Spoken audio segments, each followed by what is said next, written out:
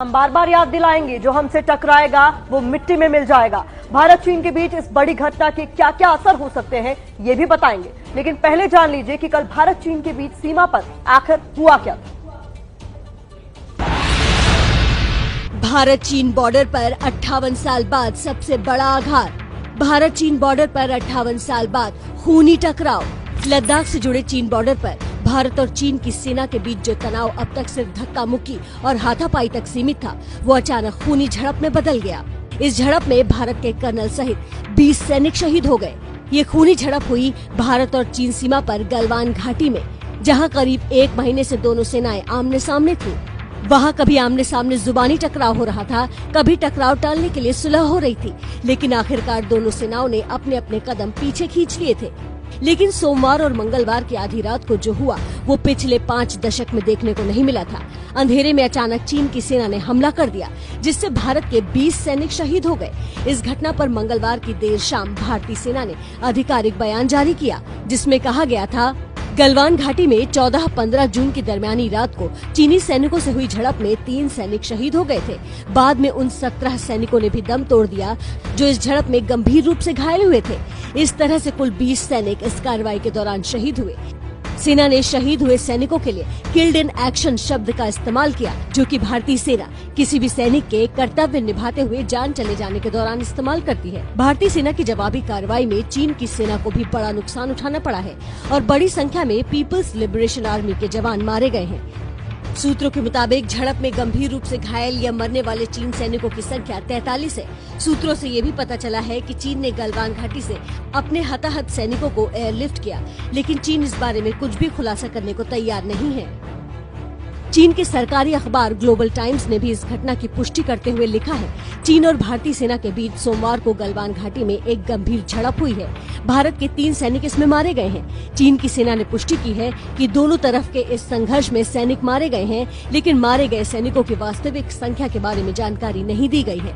दोनों देशों के बीच बॉर्डर पर पिछले कुछ समय से जो टेंशन चल रही थी, उसका अंजाम इतनी खतरनाक हिंसक झड़प के रूप में सामने आएगा, इसका किसी को अंदाजा नहीं था।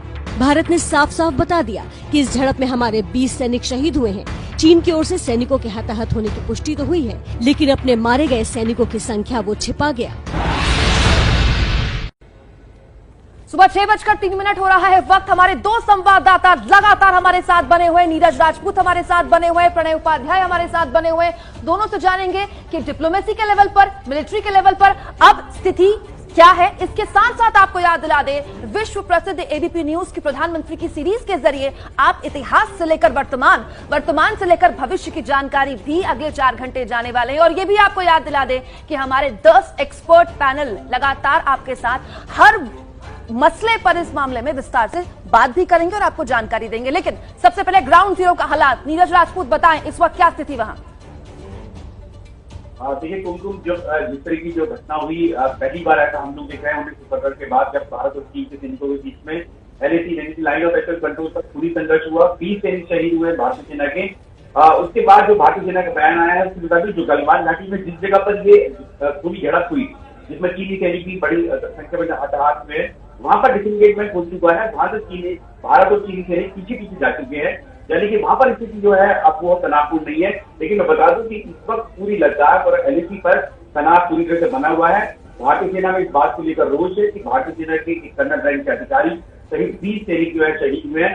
इसके लिए जो सैनिक है वो चाहते हैं कि इससे बदला लिया जाए, चीन से बदला लिया जाए। वो बदला किस तरह से लिया जाएगा वो भी अभी पता नहीं है। हम लोग की रणनीति बन रही है, हम लोग देख रहे हैं, लगातार कल से देख रहे हैं कि चाहे फिर वो मिलिट्री लीडरशिप हो या पॉलिटिकल लीडरशिप हो, वहां पर लगातार इस बात को लेकर चर्चा हो रही है कि किस तरह से किस निपटा जाए। लेकिन ये जानकारी जरूर मिल रही है कि तनाव अभी भी बना हुआ है वहां पर लद्दाख में, खासतौर से सिंगल एरिया में बना हुआ है। और साथ ही पूरी LAC जो 3488 किलोमीटर लंबी वास्तविक नियंत्रण रेखा है। आप बने रहिए नीरज हमारे साथ। देखिए डिफेंस एंगल को कितने बखूबी समझाया नीरज राजपूत ने, लेकिन अब डिप्लोमेसी का एंगल बहुत अच्छे से समझने के लिए हम प्रणय उपाध्याय का रुख करेंगे। पूरी डिप्लोमेसी इस पूरे मामले की क्या कहती है। प्रणय, मैं ये समझना चाहूंगी कि जिस तरीके से हालात कल तनावपूर्ण हुए, जिस तरीके की स्थिति देखने को मिली, हमारा भी नुकसान हुआ, लेकिन उस तरफ नुकसान की बात कोई कबूल नहीं करना चाह रहा है और लगातार इसके लिए कहा जा रहा है कि भारत की तरफ से हमेशा प्रोवोकेट किया गया, भारत की तरफ से ही हर बार इस तरीके की कोशिश की गई कि तनाव बढ़े। जी बिल्कुल, लाजमी है कि चीन की तरफ से इस तरीके का आरोप लगाया जाए, लेकिन जरूरी नहीं कि यह आरोप सच हो। और जहां तक आंकड़ों का सवाल है, चीन की फितरत रही है, चीन की आदत रही है कि उसने हमेशा से जब भी उसके साथ किसी दूसरे देश के साथ भी सैन्य संघर्ष हुआ है, उसके साथ उसने उन आंकड़ों को छुपाया है। मतलब आपको जान के ये आश्चर्य होगा कि 1962 में चीन के कितने सैनिक लड़ाई में मारे गए थे, इसका आंकड़ा उसने 1994 में जारी किया था। तो आप अंदाजा लगा सकते हैं कि जो मुल्क अपने देश के सैनिकों के मारे जाने का आंकड़ा भी एक पॉलिटिकल टूल की तरह इस्तेमाल करता हो, और शायद यही वजह है कि जो कल परसों की जो घटना हुई है उसमें भी चीन की तरफ से आंकड़ा नहीं बताया गया। और जो चीन की जो सरकारी मीडिया है वो ये लगातार कह रहा है कि इस मामले के अंदर आंकड़ों का भी तुलना नहीं हो, इसलिए जो है आंकड़े नहीं बताए जा रहे हैं। लेकिन जहां तक डिप्लोमेसी का सवाल है, निश्चित रूप से कूटनीतिक स्तर के ऊपर भी कोशिश हो रही है कि इस मामले को कम किया जाए, इस मामले पे तनाव को घटाया जाए, इस मामले को आगे कैसे बढ़ाया जाए। क्योंकि अगर आप विदेश मंत्रालय का बयान देखें भारत के, उसने ये स्पष्ट किया है कि चीन ने लाइन ऑफ एक्चुअल कंट्रोल को बदलने की कोशिश की। चीन ने उस वादे को तोड़ा जो 6 जून को दोनों देशों के सैन्य मिलिट्री कमांडर्स के बीच में हुआ था। क्या वादा हुआ था? वादा इस बात पे हुआ था कि दोनों देश डिसएंगेज करेंगे, दोनों देश अपना जिस पोजीशन में है वहां से पीछे जाएंगे।